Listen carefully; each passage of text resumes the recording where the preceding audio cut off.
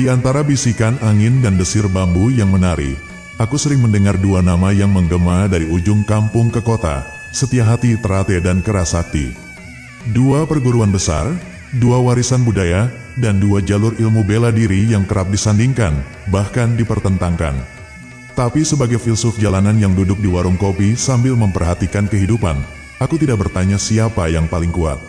Aku bertanya, siapa yang paling bijak? Setia-Hati Terate lahir dari rahim Jawa yang penuh filosofi. Didirikan oleh Ki Hajar Harjo Utomo, perguruan ini bukan sekadar mengajarkan cara menangkis dan menyerang, tapi juga mengajarkan melakoni urip, menjalani hidup.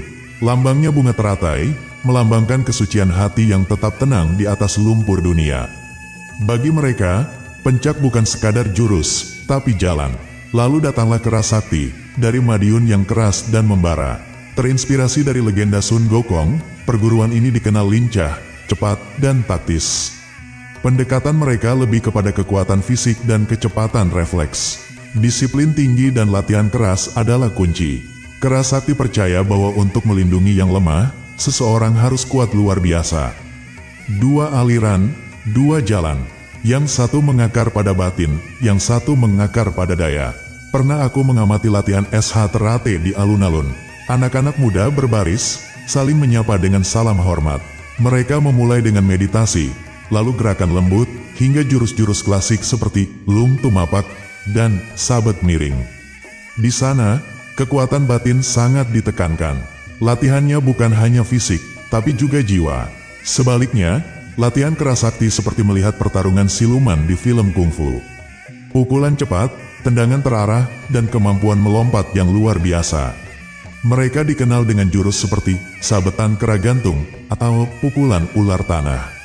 Gaya mereka terinspirasi dari hewan-hewan dan refleks instingtif.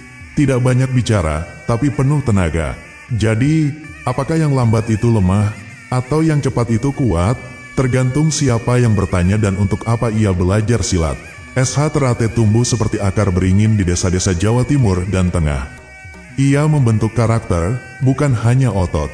Anak-anak muda dibina untuk hormat pada orang tua, menjaga perdamaian, dan menolak kekerasan.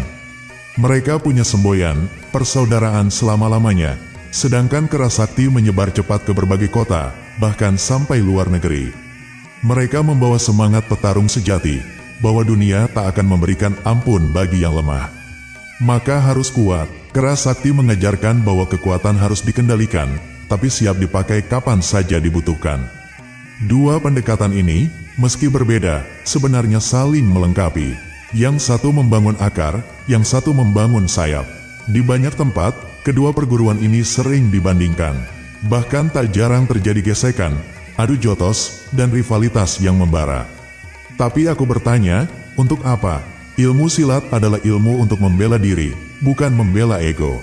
Filsuf jalanan sepertiku tahu bahwa pertempuran sejati bukan di lapangan, tapi di dalam hati. Apakah kamu belajar silat untuk menaklukkan orang lain atau menaklukkan amarahmu sendiri? Kadang, rivalitas itu dipicu oleh para penonton, bukan petarungnya. Seperti halnya dua pemuda yang berkelahi bukan karena saling benci, tapi karena didorong sorakan massa.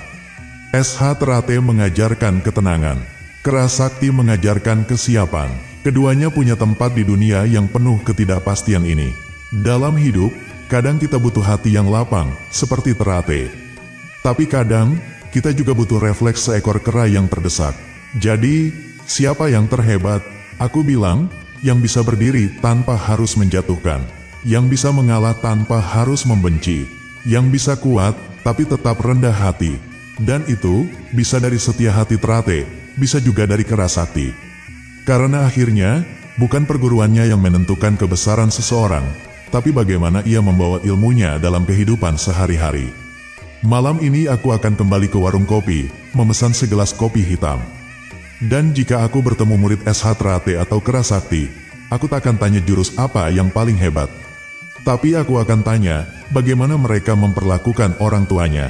Sebab disitulah ilmu pencak silat diuji, bukan di arena, tapi di rumah.